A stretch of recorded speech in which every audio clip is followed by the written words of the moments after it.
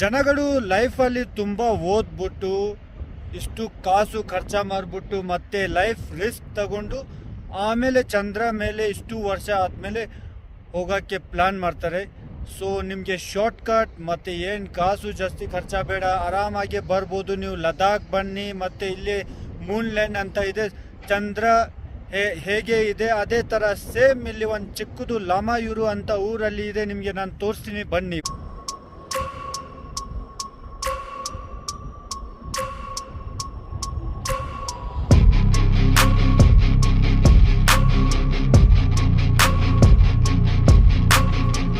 ನೋಡಿ, ಸೇಮ್ ನಮ್ಮ ಚಂದ್ರ ಥರ ಇದೆ.